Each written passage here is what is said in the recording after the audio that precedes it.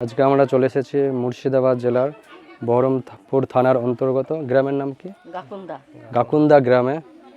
আপনারা দেখতেই পাচ্ছেন এনার একটা বড় ধরনের অপারেশন হয়েছে, পুরো শরীরে এখানে গলার অপারেশন হয়েছে এবং ইনি মুখ দিয়ে খেতে পারেন না, পুরো পাইপ সেট করা আছে, পাইপের মাধ্যমে ইনি খাবার খায়।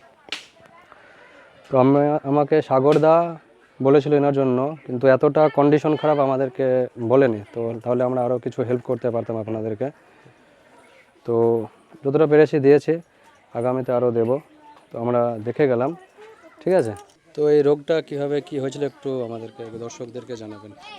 ওই যে দুটো বাচ্চা হয়েছিল, দুটাই সিজারে হুনে কাশি, মুখ দিয়ে রক্ত উঠতো একটু করে, গলা দিয়ে সময় সময় উঠতো, কাশির সঙ্গে রক্ত হইতো, দিয়ে কাশতে কাশতে এই গলাতে মাছ জমে গেছিল, ওইটা হুনে এই রোগটা সৃষ্টি।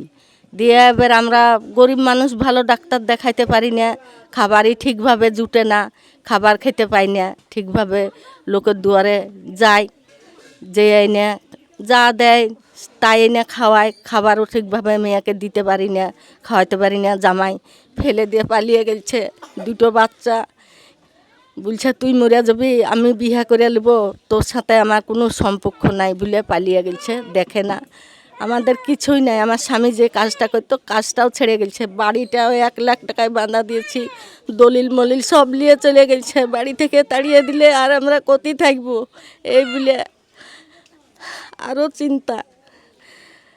দোকান বাজার ঠিকভাবে পাই না, খেতেও পাই না, ঠিক হয়ও না খাবার, কখন খাই, দিতে পারি না মেয়েকে খাবার। মেয়ে খিদে লাগলে কাঁদে ঘরে শুয়ে শুয়ে, কি করব, কে আছে, বেটা নাই পুত নাই, 4টে মেয়ে, কে দেখাবে, কি খাওয়াবো, এইভাবে এই করে বেড়াই আমি।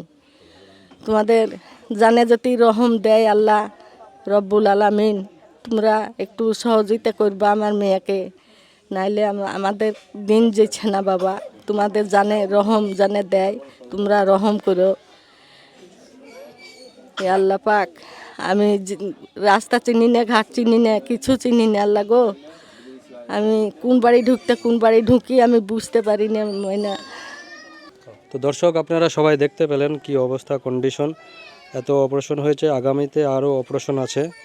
তো আমরা বড়চাঁদগড় হেল্পিং হ্যান্ডের পক্ষ থেকে এসেছি, আমরা যতদূর পারবো এনাদেরকে সাহায্য করব। ফোনপে নাম্বারও দেওয়া থাকবে, স্ক্যানারও দেওয়া থাকবে, তো আপনারা যে যেরকম পারবেন সাহায্য করবেন।